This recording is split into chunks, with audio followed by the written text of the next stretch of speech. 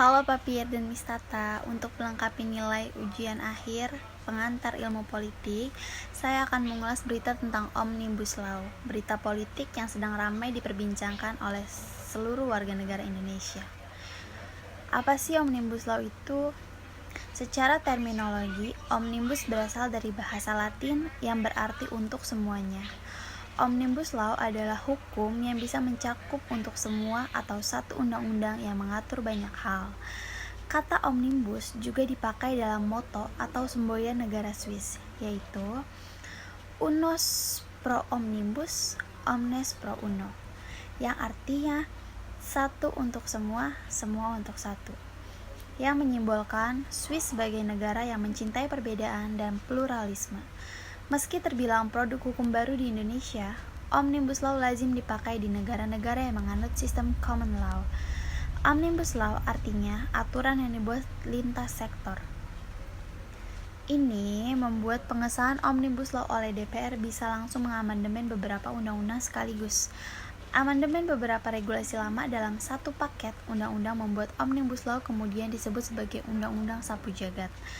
Undang-Undang Cipta Kerja yang baru disahkan DPR mengatur setidaknya 11 klaster, antara lain penyederhanaan perizinan berusaha, persyaratan investasi, ketenaga kerjaan, kemudahan pemberdayaan UMKM, kemudahan berusaha, dukungan riset inovasi, administrasi pemerintahan, penanganan sanksi, pengadaan lahan, investasi dan proyek pemerintah, dan yang terakhir kawasan ekonomi.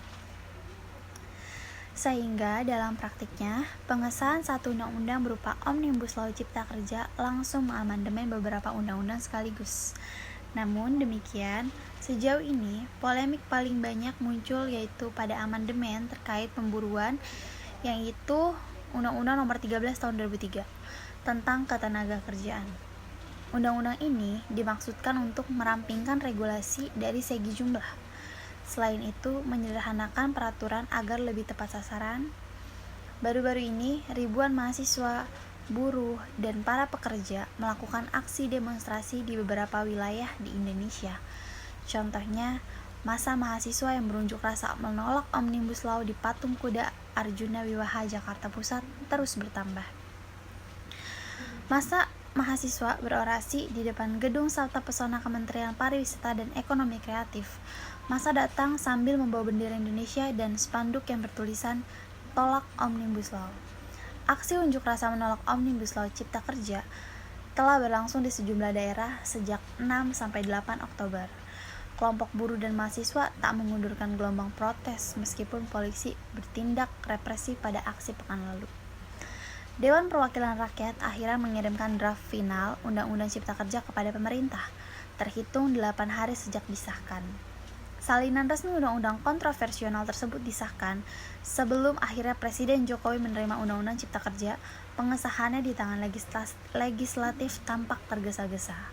Selama 8 hari setelah pengesahan, terjadi protes besar menentang Omnibus Law setidaknya di 18 provinsi di Indonesia. Ribuan pendemo ditangkap, terluka, dan ditahan. Bersamaan dengan itu muncul 4 versi Undang-Undang Cipta Kerja. Versi draft itu masing-masing setebal 905 halaman. Beredar pada 5 Oktober setebal 1052 halaman. Beredar pada 9 Oktober setebal 1035 halaman. Beredar pada 12 Oktober pagi setebal 812 halaman. Yang beredar pada 12 Oktober itu 812 halaman yang diakui sebagai draft resmi dan final. Penilaian saya terhadap pengesahan Omnibus Law ini merupakan undang-undang yang sangat liberal dan bahkan brutal karena meniadakan jaminan dan perlindungan terhadap reduksi para buruh di Indonesia. Sekian ulasan saya mengenai Omnibus Law. Terima kasih.